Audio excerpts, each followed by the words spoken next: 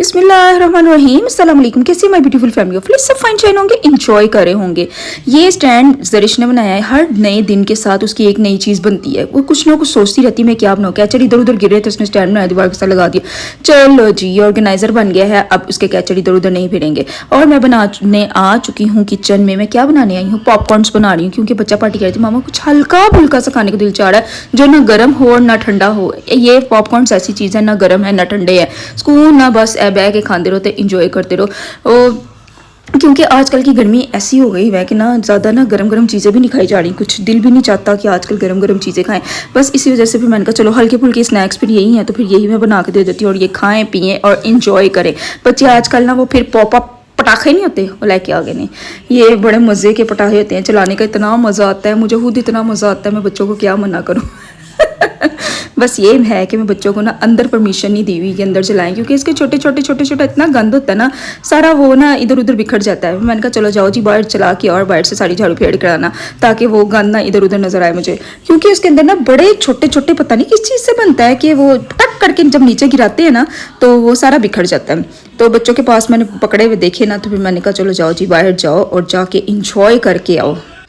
यमुना सरिश को जब मैंने बताती हूँ ना अपने बचपन की बातें कि हमने ये भी पटाखे चलाए हुए, इस तरह के भी चलाए हुए, इस तरह के भी फुलझड़ियाँ और ये पटाखा वो पटाखा, मीन्स हर पटाखे का मैं नाम लेकर जब उनको बताती थी ना, कोई सूरज बना होता था, कोई सांप बना होता था, इस तरह के इतने डिफरेंट तरह के हम लोगों ने पटाखे बजाए हैं ना। तो वो जब हम करते थे ना तो ये कहती मामा हम पॉपअप ले कर आते हैं, और आप कहती हैं कि इसका गंद पड़ गया, तो फिर आप लोग भी तो पहले चलाते थे ना। तो ये जी अब मेरा जी आ गया है खाना। आज बनाए थे हमने कड़ी राइस बनाए थे, बहुत मज़ा आया, बहुत मज़ा आया। फिर मेरा दिल चाह रहा था मैं पराठे के साथ खाऊँ। मैं थोड़ी देर बाद मैं पराठा बनाया और साथ खाने लगी हूँ कड़ी। यमी यमी यमी, गर्मियों में बहुत मज़ा आता है। करी राइस, मसर चावल और मीन्स के हर चीज़ के साथ राइस बने होना तो बहुत मज़ा आ रहा था। लेकिन आज मेरा पता नहीं क्यों दिल चाह रहा था कि मैं कड़ी के साथ पराठा खाऊं।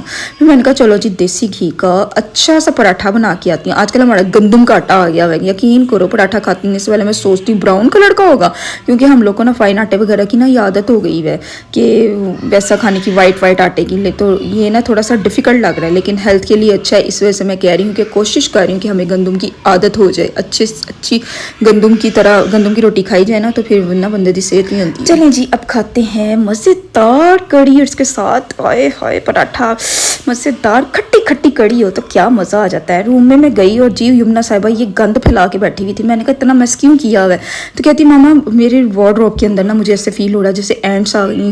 ये पता क्या करती है, स्नैक्स वगैरह लेकर आती है, अपनी चीज़ें लेकर आती है, तो ना यहाँ पे ना ढेर लगा देती है। तो बस इसी वजह से ना उसको शक पड़ गया कि मेरी ना यहाँ पे एंड्स आ गई हैं। बस उसको निकालने के लिए इसने इतना कबाड़ खाना किया हुआ था। मैंने कहा चलो अपनी अपनी अलमारी सारे सही करो, क्योंकि अपनी अपनी वार्डरोब इन्होंने सेट की हो ना तो फिर थोड़ा सा सुकून रहता है। वरना ये बड़ा मैस हुआ हो ना तो फिर मुझे बड़ी उलझन होती रहती है, क्योंकि फिर ना डर ही लगा रहता है कि गंदी बढ़ता काम फिर बहुत बढ़ जाता है। इसलिए थोड़ा सा ना साथ साफ करते रहना चाहिए। इसलिए ना मैं अपनी बच्चियों को भी ना ये साथ ये ना वार्डरोब सही करने वाली आदत डाल दी है। वो भी ज़रा सा काम ख़राब होना तो फिर उनको बड़ा होता है कि हाइला हमारी गंदी लग रही है, हम इसको साफ़ कर लें।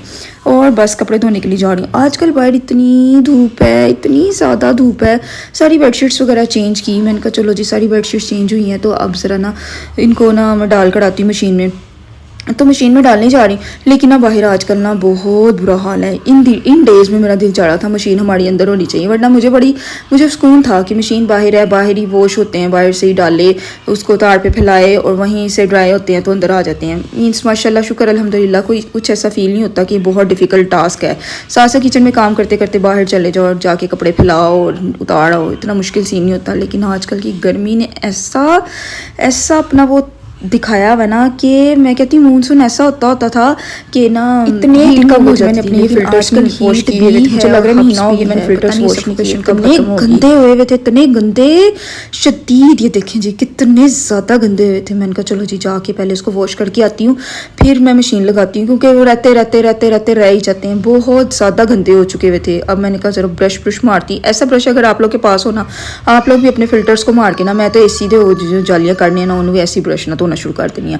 वो फिर ये होता है कि ना उसका सारा गंद मंद निकल जाता है। फिर ये साफ़ सुथरा हुआ हो ना तो सारा दोबारा से वर्क ना अच्छा होना शुरू हो जाता है। एसी भी अच्छा काम करने लग जाते हैं और मशीन भी ज़ाहिर है फिर थोड़ा सा लोड कम लेगी, क्योंकि इसके अंदर बहुत गंद फंसा हुआ था। और ये देखिए जी नीट एंड क्लीन हो गए हैं ना। अब इनको जाके मैं दोबारा लगाती हूँ और लगा कर फिर दोबारा, अल्लाह करे मुझे 10-15 दिन बाद फिर याद आ जाए, वरना बड़ा लेट याद आता है मुझे। मेरे अब्बा जी आए हुए थे, बच्चा पार्टी साथ आई थी। इन बच्चों ने ना अंदर से ना ये टर्टल निकाल लिया और इसके पीछे आईगुल ने वो तमाशे किए। ये तो मैंने कैमरा ऑन किया है तो वो टिक्के बैठी है, जब कैमरा ऑन नहीं था ये तो बर्दाश्त से बाहर हुई हुई थी। मीन्स कि उसका ये हाल तक मैं इसको किसी तरह पकड़ लूँ, इतनी बेकाबू हुई हुई थी। छोटी सी टिड्डी सी है और इसने इतना बेकाबू हुई हुई थी कि मैं जाके इसको पकड़ लूँ। मैंने कैमरा ऑन किया तो टिक्के बैठ गई थी कि अब इसको नहीं पकड़ना। टर्टल भी कहता होगा मैं कितने आ गया वहाँ कितना दे विच आ गया, मिनट बाद मन बाहर कर देते हैं बच्चे। बस खेलने के लिए ना इसको बाहर निकाल लेते हैं, इसके साथ इंजॉय करते हैं, फिर इसको वापस रख देते हैं क्योंकि ये मस्ती वस्ती ना बच्चों के साथ साथ चल रही है। ये देखें जी आईगुल का जरा चेक करें लेवल।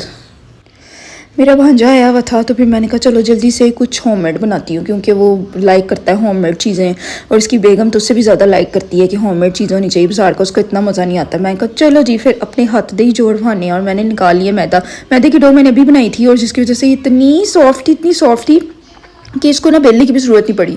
और ना इसका ये बेनिफिट हुआ था जब मैंने इसको हाथ के साथ इस तरह किया ना तो बिल्कुल ही ये ना इतनी अच्छी राइस हुई ना, बिल्कुल मीन्स के क्या होता है बिल्कुल हार्ड नहीं हुई, सॉफ्ट सी अच्छी सी ना, बिल्कुल ही फूली जिस तरह बन नहीं होते इस तरह हुई हुई थी। बहुत ही अच्छा ये काम हो गया था कि ना हाथ से बड़ी इजीली हो गई थी। तो यहाँ पे ना मैंने नोटिस करी थी कि मैंने कहा मैं किनारे थे हाथ मारती नहीं पई, लेकिन बाद में मैंने एडजस्ट कर लिया था, सारा कुछ एडजस्ट कर लिया था। इसके ऊपर साड़ी मैंने असेंबलिंग की है, चीज़ें सारा कुछ उतने पा के फिर मैं रखता। मैं क्या चलो जी अभी इसको बनाती हूँ और फिर इसको खाते पीते हैं। साथ ही शौरमा भी बना लिए थे, शौरमा भी फटाफट बन गए थे। मुझे पता था मेरा भांजा ने इन चीज़ों को लाइक करता है तो बस फिर मैंने कहा उसकी पसंद की ही चीज़ें बना ली थी। उसने मज़े से शौरमा खाया और पिज़्ज़ा खाया क्योंकि मुझे पता था ये चीज़ें शौक से खाएगा।